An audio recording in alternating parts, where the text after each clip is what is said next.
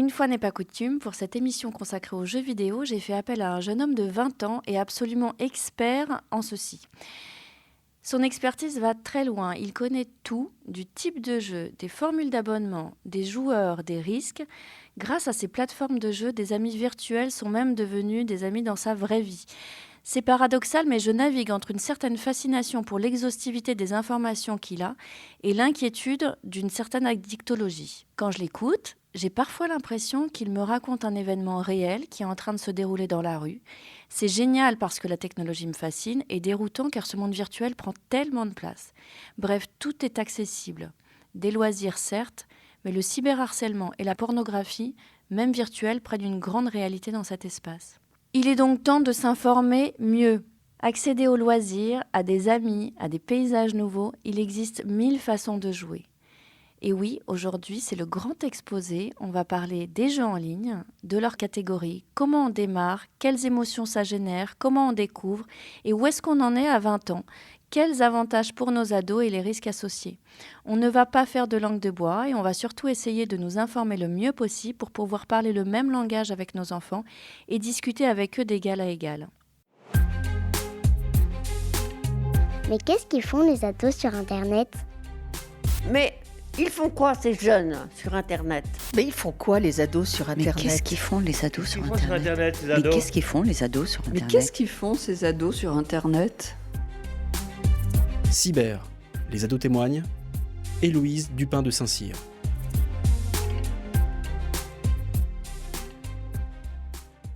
Bonjour, je suis Héloïse, maman de 3 enfants connectés. J'ai travaillé pendant 20 ans auprès des plus grandes entreprises à les sécuriser contre tout type d'attaque sur Internet. Je fais partie de ce que l'on appelle les experts en cyberdéfense. Et pourtant, comme vous peut-être, quand mes ados ont été en âge d'avoir leur premier smartphone, je me suis trouvée complètement dépassée. J'ai donc décidé de créer ce podcast pour nous permettre de nous informer et avoir des opportunités d'échange avec eux. Aujourd'hui, on parle donc de jeux vidéo avec Gabriel, qui a 20 ans et vit dans le département du 78. Il poursuit des études de commerce, dispose d'un smartphone depuis la classe de 6e, d'un ordinateur qu'il peut utiliser sans contrainte de temps. Pour m'aider à comprendre l'environnement des jeux en ligne, je lui ai demandé de l'aide. Bonjour Gabriel, comment vas-tu ? Ça va très bien et vous? Ça va très bien, je te remercie. Donc tu poursuis des études de commerce. Qu'est-ce que tu voudrais faire plus tard ? Alors actuellement, je suis dans le commerce du sport, du coup dans une école qui s'appelle l'ESG Paris. Et j'essaye de me tourner vers ce qu'on appelle une section e-sport, dans un domaine plutôt de la communication ou de l'événementiel. Donc l'e-sport, pour expliquer très rapidement ce que c'est l'environnement professionnel des jeux vidéo. Donc c'est un peu la Ligue 1 pour le foot, mais version jeux vidéo avec des jeux différents, etc. Du coup, c'est plutôt dans cet environnement-là, on va dire. Est-ce que toi, tu pratiques un sport ? Alors, j'ai pratiqué un sport. J'ai fait 10 ans de handball, mais j'ai arrêté un peu après le Covid. Blessure plus moins l'envie, on va dire. Qu'est-ce que tu aimerais faire comme métier plus tard ? J'adore organiser des événements. Dans ma vie de tous les jours, j'adore faire des soirées, j'adore les organiser et j'aime bien. C'est pas pareil, mais c'est un peu pareil, un peu au final. Donc peut-être faire des événements, plus dans l'e-sport, mais événementiel en général, ou un peu de communication si j'aime bien ça. Bon, voilà, ce serait ce que j'aimerais faire après, c'est pas encore figé. Mais c'est mon goal. Alors, le message est passé. Tu as donc eu ton premier téléphone en classe de 6e. Est-ce que tu te rappelles comment ça s'est passé au moment où tu as ouvert la boîte ? Ah, je me rappelle très bien parce que c'était à mon anniversaire. En plus, c'est en octobre, donc c'est rentré. Ça tombe bien parce que je n'avais pas de téléphone et tout le monde autour de moi avait un téléphone. Donc j'étais un peu lésé. Dès que j'ai vu le téléphone, je me suis dit, oh, la liberté. La liberté, je vais pouvoir appeler des gens, je vais pouvoir écouter de la musique, regarder des vidéos. Ah, c'était soulagé, je pense, je dirais, d'être connecté. Est-ce que tu te rappelles si tu as eu des recommandations à cet âge-là, au moment où tu as reçu ce téléphone ? Oh, de mon père, il m'a dit de faire attention au réseau, évidemment. Parce que bon, comme il bosse également dans le milieu de la cyber, il s'y connaît un peu, même si bon, c'est pas un expert des réseaux. Il sait qu'il peut y avoir des dangers, donc forcément, si on est petit, il faut faire attention. Il m'a dit de pas trop aller sur les réseaux, ce que j'ai pas fait, mais j'aurais peut-être dû. Bon, pour moi, ça s'est bien passé, mais pas forcément pour tout le monde. Il faut faire attention quand même. Donc ça, on va en parler un petit peu plus tard. Quand il t'a dit de faire attention, est-ce que tu savais à quoi ? Ah, alors au début, je pense que c'était plus les personnes qui essayent d'abuser des jeunes pour essayer leur voler des choses, des trucs comme ça. C'est assez courant sur les réseaux. Ils sont passés pour quelqu'un d'autre alors qu'ils sont beaucoup plus vieux ou quelqu'un de notre âge. Et après, ils donnent rendez-vous parce qu'ils habitent pas très loin. Et au final, faites voler. Enfin, truc qui arrive pas souvent, mais ça peut arriver. Il faut forcément faire attention parce que quand on est petit, on s'en rend pas forcément compte. Que quand on grandit, on voit les gens, ça se voit quand c'est pas ce qu'ils prétendent. Mais quand on est petit, on n'a pas forcément le discernement, donc il faut faire attention. Et il a bien fait de me le dire d'ailleurs. Le fait qu'ils te le disent, du coup, tu en as pris conscience dès l'âge de la 6e ou tu penses qu'il y avait quand même une démarche de ta part un peu plus tard pour avoir le discernement dont tu parles? Bah alors je pense que j'ai quand même fait plus attention.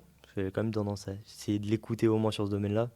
Tout qu'il y a un petit truc, mon frère aussi s'était fait. Il y a eu un petit problème, pas lié au réseau, mais du coup forcément j'étais un peu parano. Mais ouais, après forcément, les réseaux c'est comme tout ce qui est connecté. Il faut savoir se déconnecter, enfin faut savoir, pas se déconnecter, mais faire la différence entre ce qui est la vraie vie et ce qui ne l'est pas.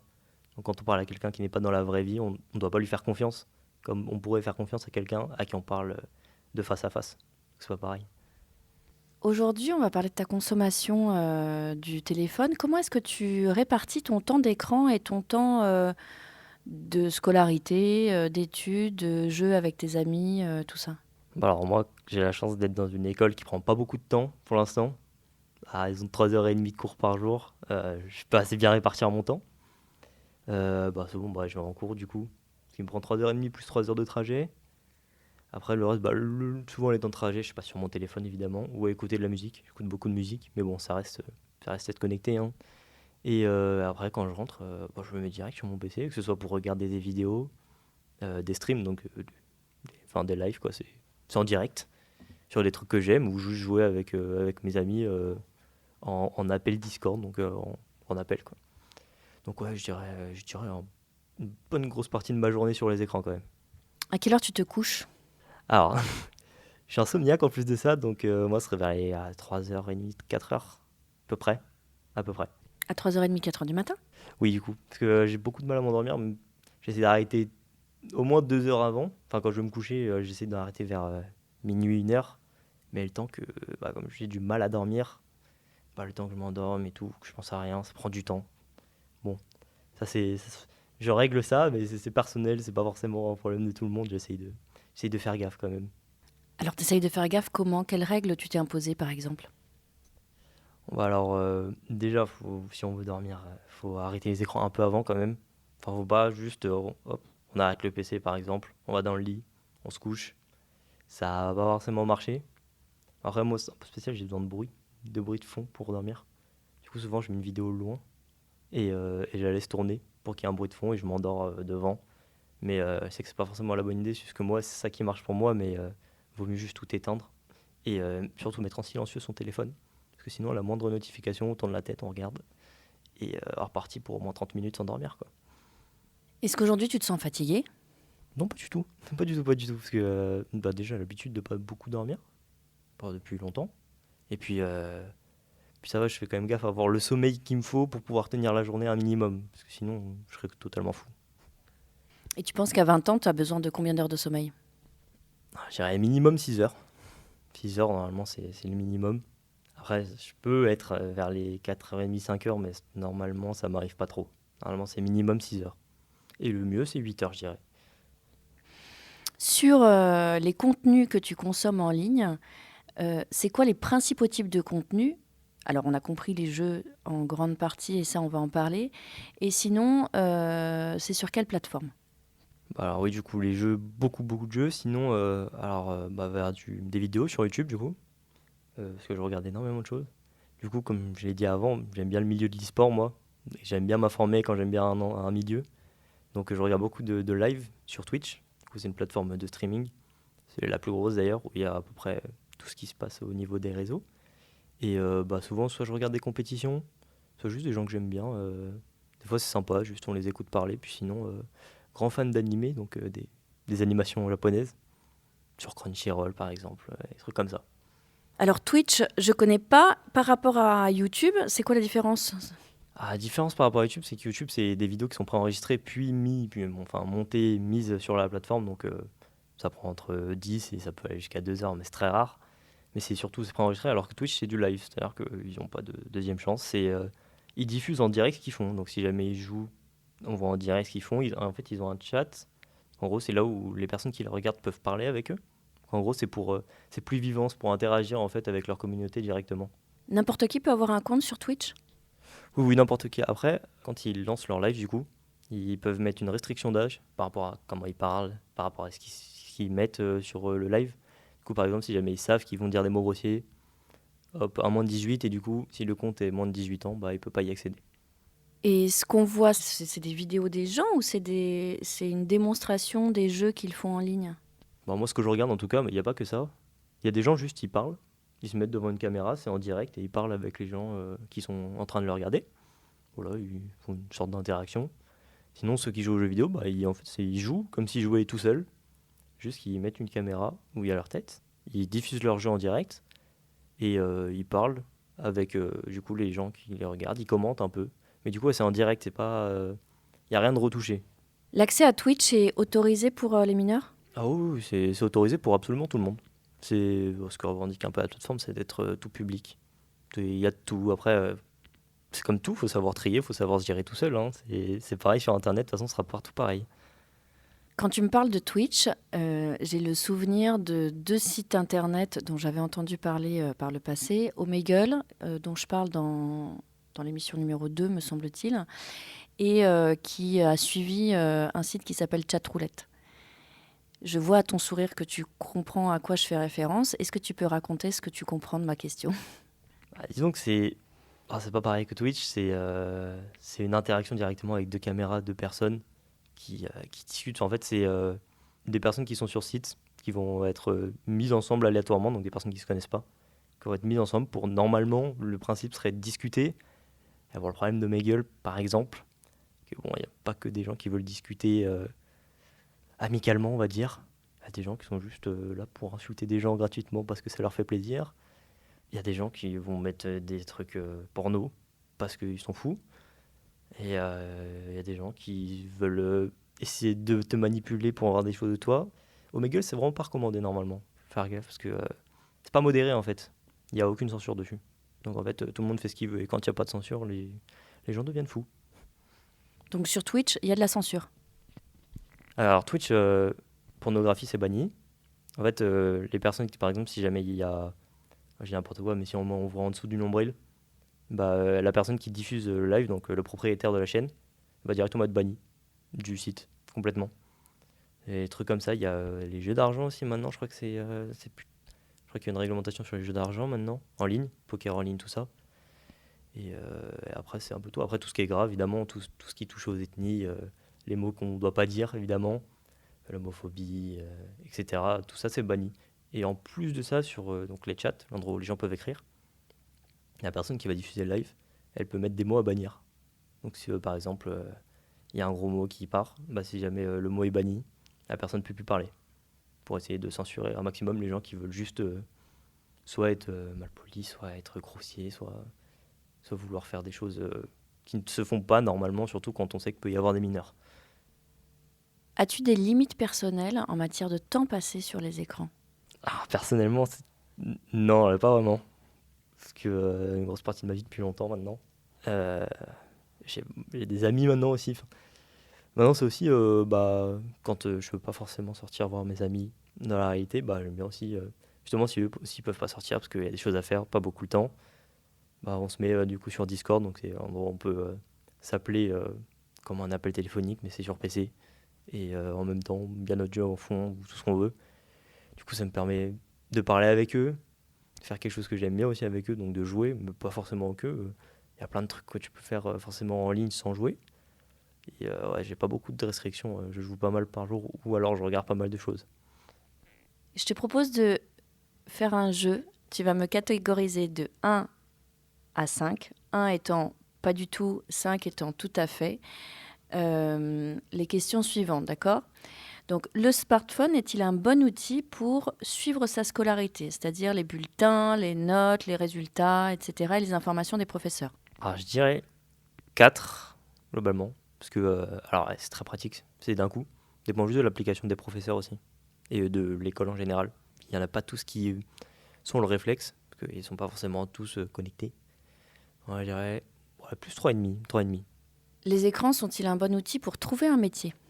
Ah, je vais dire 2, parce que il y a plein de sites qui sont super pour retrouver un métier sur Internet. Welcome to the jungle, des trucs comme ça. C'est bien pour trouver l'opportunité, mais pour trouver vraiment le travail, il va forcément falloir se déplacer, quoi. Les écrans sont-ils un bon outil pour se faire des amis? Alors là, c'est mon expérience personnelle, mais c'est pas forcément tout le monde. Moi, je dirais 4,5. C'est-à-dire que moi, voilà, je vais peut-être devoir en reparler plus tard, mais j'applique une règle que je ne parle pas ou ne discute pas longtemps avec des personnes qui n'ont pas été en contact avec quelqu'un que je connais dans la vraie vie.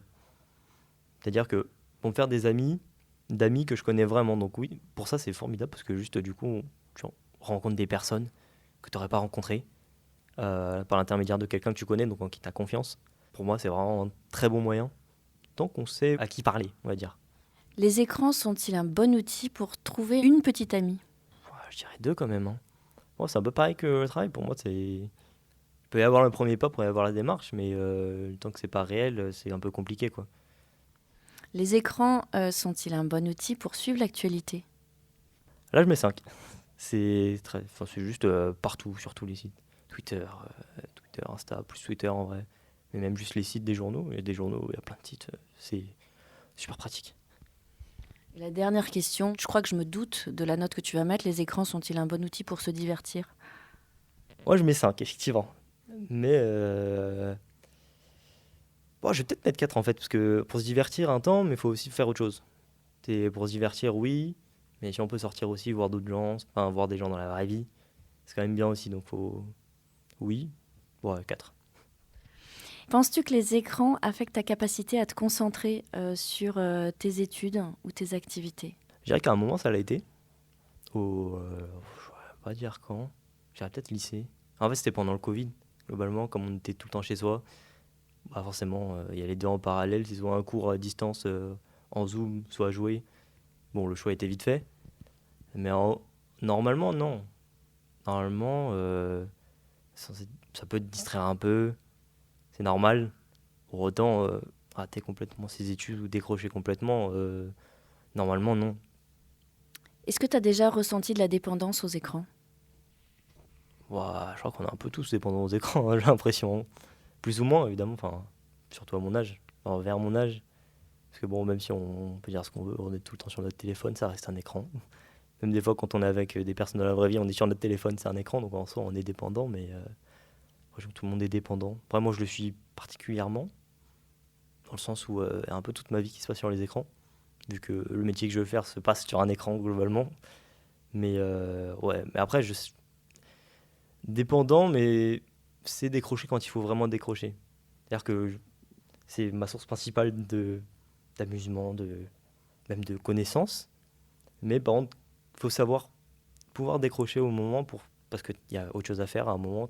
Il n'y a pas le choix, il faut le faire. Je dirais être vraiment dépendant à un point grave, sur le jeu vidéo ou écran, c'est occulter complètement le reste. On ne voit plus rien, on voit que les écrans. Et on ne fait plus ce qui doit vraiment être fait. Là, ça devient vraiment dépendant, problématique. C'est quoi la dernière fois où tu t'es dit, tiens là, il faut vraiment que j'arrête parce que j'ai autre chose à faire? Bah, hier soir, je me suis dit, il faut que j'arrête parce qu'il faut que je dorme. Parce que sinon, je vais être fatigué. Et que bah, même si j'avais quand même envie de jouer, bah, j'ai des choses à faire, faut dormir. Et du coup, faut se lever. Et du coup, faut arrêter. C'est comme ça. Est-ce que tu as déjà eu une discussion avec un adulte sur cette consommation d'écran où tu vois bien que les adultes pensent que c'est une génération perdue qui passe trop de temps sur les écrans, etc. Est-ce que tu peux nous raconter? Bon, j'ai eu plusieurs interlocuteurs, effectivement. Et bah, premier, mon père, évidemment. Mais qui n'est pas forcément dans le jugement, je dirais plus qu'il essaye de comprendre, effectivement. Parce que pour le coup, je suis particulièrement connecté. Par exemple, mon frère, lui, parce que j'ai un frère qui est plus grand que moi. Il est un peu moins, alors pourtant, il est totalement dans cette génération-là aussi. Mais ouais, alors d'abord avec mon père, du coup, il essaie de comprendre parce qu'il voit que je passe beaucoup de temps. Il s'inquiète. Enfin, premier lieu, il s'inquiétait. Ça fait un petit moment, du coup, qu'on en discute. Il s'inquiétait parce que beaucoup de temps sur les écrans depuis petit. Au début, c'était pas inquiétant. Après, je commence à un peu augmenter la dose. Il commence à s'inquiéter, à se dire que j'étais complètement dépendant et que j'arrêtais jamais. Qu'on a discuté. Après, du coup, il s'est renseigné aussi. C'est important quand on est parent de se renseigner aussi. Parce que, alors nous, quand on joue, on n'a pas toujours raison. Loin de là. Mais on n'a pas tout le temps non plus. Il faut savoir faire la part des choses. Après, j'ai rencontré des adultes aussi qui, oui, pensent vraiment qu'on est perdu, qu'on sait plus vivre. Parce que aussi, le truc, c'est que, enfin, moi, en tout cas, ce que je mets dans mon argumentaire quand je parle avec ces gens-là, c'est qu'on a quand même des contacts sociaux de une. C'est pas parce qu'on joue ou qu'on est sur nos écrans qu'on voit pas du monde dehors. Je veux dire, on va juste à l'école, ça nous fait des contacts sociaux. On a des amis, normalement. Après, il y a des gens plus ou moins fermés, ça dépend au cas par cas.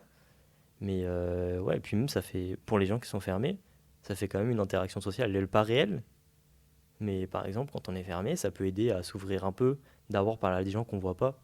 Parce que n'importe qui, normalement, derrière un écran, se sent plus en sécurité que forcément dans la vraie vie. Moi, je sais que je connais plein de personnes qui, alors, dans la vraie vie, sont vraiment très timides, très réservées, parlent pas trop, restent dans leur coin.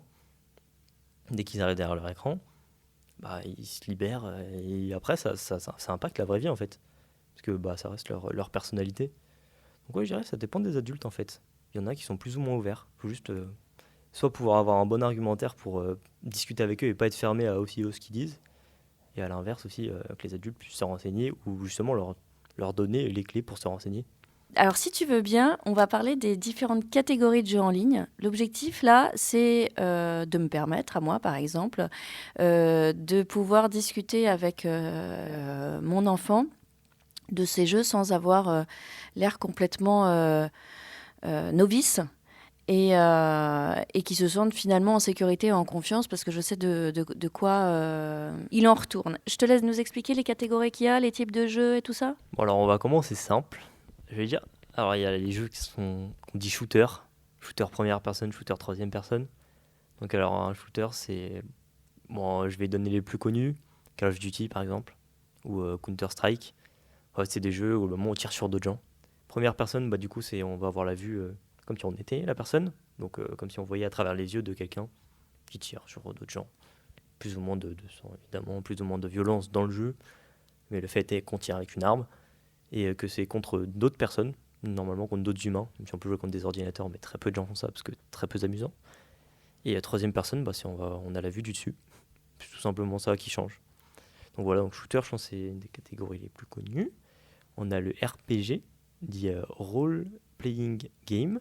Donc en fait, on incarne un personnage, souvent, on va se plonger dans une histoire, on incarne le héros de cette histoire. Et souvent, c'est des jeux qui se font seuls, la plupart du temps, parce qu'une grosse histoire narrative, une grosse place à l'histoire plutôt qu'au jeu avec d'autres personnes. Donc on incarne un héros, on devient quelqu'un d'autre, quoi. Après, très connu, le MMO et le MMORPG. Alors MMO, c'est massivement multijoueur. Donc c'est-à-dire que c'est un gros serveur, des milliers de personnes dessus. Tu en crois, c'est vraiment fait pour... À l'inverse du RPG, c'est fait pour jouer avec quelqu'un en fait. C'est fait pour avoir des amis dessus. Il faut jouer à plusieurs pour s'amuser. Et souvent, ça prend une grosse partie du temps. Et MMORPG, c'est massivement multijoueur, mais avec du role-playing game. Donc c'est-à-dire on va incarner quelqu'un d'autre que nous-mêmes, mais dans un jeu fait pour le multijoueur, donc qui n'a rien à voir avec la narration par exemple. Il y en a des très connus, World of Warcraft étant le plus connu, mais c'est qu'un exemple parmi plein. Après, qu'est-ce qu'on a ? On a les MOBA, c'est Multiplayer Online Battle Arena. En gros, c'est deux équipes qui s'affrontent, c'est que du joueur contre joueur par contre, qui s'affrontent, et tu vois qui est le meilleur, tout simplement. Le plus connu, il y a League of Legends, ou Dota, c'est les deux plus connus. C'est très très développé. C'est à quoi je joue par exemple personnellement. Normalement pas trop de violence dans ces jeux-là. Normalement, encore une fois, quid du game. Mais voilà. Qu'est-ce qu'on a d'autre ? MOBA, MMO. Le Battle Royale, le plus connu en ce moment pour les ados. Fortnite évidemment, ce genre de choses. Là c'est simple. Parachuter sur un endroit. Ça peut aller entre 80 et je dirais 200 joueurs sur la même carte. Une partie, le but c'est de tuer tout le monde et de finir premier. Simplement. Il faut juste être le dernier survivant. Pas forcément tuer tout le monde, mais être le dernier survivant. Voilà. Et c'est les plus gros types de jeux auxquels on va être confronté, normalement. Après, il y en a des niches. Globalement, les Sims, par exemple, qui n'a pas vraiment de nom, c'est juste tu fais un personnage et tu lui donnes vie. Par exemple, je décide de faire un personnage et je le mets à Los Angeles et il devient DJ, par exemple. Mais ça, c'est des jeux très spécifiques qui sont pas vraiment dans des catégories, on va dire. Après, jeux de combat. Jeux de combat, donc Mortal Kombat, Tekken, violent. Violent plus ou moins. Mortal Kombat étant au-dessus de la liste pour le finisher, enfin le fatality pour être précis, qui est très violent. Qui vraiment, en dessous de 18 ans, normalement, on met pas ce jeu dans les mains d'un enfant. Parce que c'est revendiqué violent, c'est des cassages de colonne vertébrale, c'est des coupages de tête, c'est mieux de pas mettre les enfants devant ça, on va dire. Et voilà, c'est les plus grosses catégories. T'as commencé à jouer dès la classe de 6e à ces jeux? Alors, moi, j'ai commencé avant. J'ai commencé avant parce que j'ai commencé avec Pokémon. J'ai commencé avec Pokémon, la DS, évidemment. Je dois avoir 5 ans. 5 ans, puis comme j'avais un frère un peu plus grand, il avait aussi ses trucs à lui. Du coup, je voulais faire comme lui. Du coup, ouais, j'ai commencé assez tôt, mais à vraiment jouer, je dirais quand j'ai eu la PS3, donc ouais, ça devait être un peu avant la 6e. Un tout petit peu avant la 6e. Je crois que je devais avoir 8-9 ans, je dirais. Comment est-ce qu'on découvre un nouveau jeu en ligne? Alors, soit on peut voir passer du contenu dessus, parce que souvent les jeux sont très pubés, ou alors ce qui se passe beaucoup sur Twitch ou YouTube, du coup, c'est les OP, donc les opérations commerciales, pour puber le jeu. Ça peut donner envie de jouer. Il y a juste le voir passer comme ça quand on cherche des jeux, parce que des fois ça nous arrive de chercher des jeux parce qu'on en a marre de ceux qu'on voit sur une des plateformes qui existent, donc Steam, plus connu. Sinon il y a Epic Games, ce genre de choses, mais ça c'est plus des créateurs de jeux plutôt que des plateformes de jeux. Ou là, sur Steam par exemple, ils te mettent en avant des jeux qui coûtent moins cher, ou des jeux qui sont les top ventes du moment, et on peut découvrir un jeu comme ça, ou sinon par des amis qui jouent.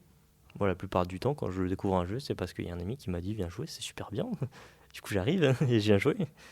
Mais ouais, j'irais plutôt amis de base et contenu. Parce qu'en vrai, chercher des jeux, c'est pas forcément tout le temps qu'on le fait, mais si on passe du temps sur YouTube ou sur les réseaux en général, souvent on voit passer des pubs aussi, beaucoup de pubs. Tout ce genre de trucs, ça donne envie de jouer et ça te fait découvrir pas mal de jeux. Donc les jeux sont payants. Combien ça coûte à peu près un jeu? Alors là, c'est très diversifié parce que de plus en plus, ces jeux deviennent gratuits, avec du contenu achetable dans le jeu. Pas obligatoire, donc du cosmétique, des choses comme ça. Ça va être pas mal de techniquement Fortnite, League of Legends, c'est les plus connus. C'est littéralement, tu viens sur le jeu, c'est gratuit, pas d'abonnement à payer, parce que ça peut arriver sur certains jeux. Juste, si jamais tu veux mettre 10 € pour que ton personnage soit plus joli, tu peux le faire. Après sinon, les jeux, ça peut aller entre 10 € jusqu'à sans édition de luxe, parce qu'il y a plusieurs éditions de jeux qui existent. Ça peut aller jusqu'à 60 €. Après édition de luxe, ça peut monter à 100 €. Et après, en fonction des jeux, il y a aussi des contenus additionnels qui s'ajoutent. Parce que par exemple, il y a une histoire. L'histoire, tu l'as finie au bout de, 30 heures de jeu. Sauf qu'ils n'ont pas envie que leur jeu soit mort au bout de 30 heures de jeu. Du coup, un an après, ils vont rajouter ce qu'on appelle un DLC. C'est du contenu additionnel qui peut être gratuit, dans très peu de cas, et qui souvent coûte entre 20 et 40 €, je dirais. Et après, sinon, il y a les jeux abonnements. Donc là, ça va souvent être les MMO, du coup, comme je disais, les jeux qui prennent du temps. World of Warcraft, tout ça, où là, ça va être un abonnement soit la semaine, soit au mois. Donc là, ça va de 2 € le moins cher, par un MMO français qui s'appelle Dofus, à 15 €, je crois, sur World of Warcraft par mois. Où là, faut préparer à donner 15 € par mois. Toi, tu dépenses combien à peu près par semaine ou par mois ou par an? Allez, par mois, parce que moi, je joue à déjà l'abonnement. J'achète pas tant de nouveaux jeux que ça, parce que j'en ai pas mal. Je dirais, par mois, du coup, mes abonnements, en vrai, ça me coûte pas si cher que ça. Je crois que ça doit être 10 € maximum, moi, que je paye. Sur 2 jeux cumulés, donc ça va. 10 €, après, je me fais plaisir un petit peu. Je peux aller vers les entre 50 et 100 €, on va dire. Dépend du mois, en fait, dépend des sorties. Parce que si jamais il y a un jeu que je veux acheter, forcément, ça va monter plus. J'ai n'importe quoi, même par exemple en juin, un truc que j'attends beaucoup, qui va me coûter 60 €, mais que je vais acheter parce que j'ai envie de l'acheter.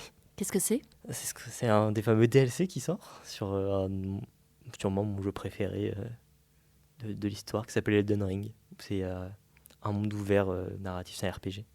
C'est un monde ouvert, du coup, on peut se battre avec des boss, c'est quand on aime la difficulté.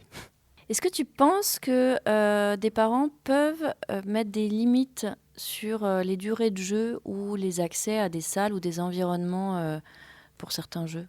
Alors, normalement, sur tous les appareils, pas sur les jeux en eux-mêmes, mais sur les appareils, soit il y a un contrôle parental, tout simplement. Donc on met les limite d'heures, on met un mot de passe, et au bout d'un moment, tout s'arrête. Tout s'arrête, on est très déçu, on n'a pas le mot de passe, on le cherche absolument, mais on le trouve pas. Ça peut être comme ça. Après, il y a les méthodes un peu dures qui est de couper la connexion sur l'appareil en question. Ça, c'est très frustrant. Je vous conseille pas de faire ça parce qu'après, votre enfant va absolument toucher à toutes vos box pour essayer de trouver le moyen. C'est ce que j'ai fait, j'ai trouvé. Mon père n'a pas réussi. C'est vraiment pas une bonne idée en vrai parce que ça trifouille partout. C'est infernal. Moi, je l'ai fait, hein, donc je sais. Non, je dirais en vrai, allez directement soit sur la console, du coup, PlayStation 5, Xbox, soit sur le PC. Et souvent, il y a une limite d'heure en fait. Tu mets une limite. À partir du moment où ça s'allume, hop, le compteur il démarre et dès qu'il est fini, c'est fini. Sur la description des catégories de jeux en ligne, est-ce que tu vois d'autres choses, des éléments importants à partager avec des parents? Alors sur les catégories, je dirais que en fonction des âges, plus ou moins laisser de temps ou d'accès à certains jeux. C'est-à-dire que les MMO par exemple, qui prennent beaucoup de temps, c'est sûrement ceux qui font partie des jeux les plus addictifs, parce qu'il y a toujours des choses à faire dessus. World of Warcraft par exemple. Donc en fait c'est des jeux qui demandent beaucoup de temps, parce que beaucoup de contenu, parce que le but du jeu c'est de te faire jouer un maximum, parce que c'est cool, c'est un grand monde, sauf que le problème c'est que tu plonges vite dedans, et qu'une fois que tu es dedans, tu peux ne pas t'arrêter. Moi j'ai une anecdote sur ce jeu qui s'est passé, pourtant c'est pas des enfants qui l'ont fait, c'est ça le pire. Mais quand c'est sorti, c'était vraiment un très gros phénomène. Vraiment, la plupart de la planète joue à ce jeu. Et en Chine, c'est vrai que 2 parents se sont arrêtés dans un cybercafé pour jouer. Et qui se sont dit un donjon de plus, donc c'est des instances où on voit pour jouer, gagner des récompenses, etc. Un donjon de plus. Et leur enfant est mort. Parce qu'ils sont restés trop longtemps. Donc il faut faire très attention parce que c'est très addictif. Ils l'ont oublié, la problématique. Du coup, sur ce genre de jeu, mettre une limite quand on ne sait pas s'arrêter, c'est important. Même moi, je sais que, par exemple, je joue beaucoup, mais je me dis au bout d'un moment, il faut que j'arrête parce que... En fait, c'est addictif, parce qu'il y a toujours un truc à faire. Tu te dis, je peux pas m'arrêter là, il y a un autre truc, mais en fait, tout est proche, mais tout est loin. En fait, tout demande du temps, mais dans notre tête, puis même factuellement, c'est que la prochaine étape, donc tu as envie d'y aller, parce qu'en plus, c'est sympa de voir son personnage progresser et d'être fort dans un jeu. C'est cool. Ça, faut réguler. Et après, limite de temps, non, pas forcément. Gérer les MMO principalement. Hein. Bon, après, si jamais des enfants qui sont trop jeunes, faut pas qu'ils dépassent un certain nombre d'heures, parce qu'après, ou jusqu'à une certaine heure plutôt. C'est vrai que les arrêter par exemple 2-3 heures, 2 heures, je dirais, avant de dormir, c'est bien, parce qu'après, sinon, c'est la fête.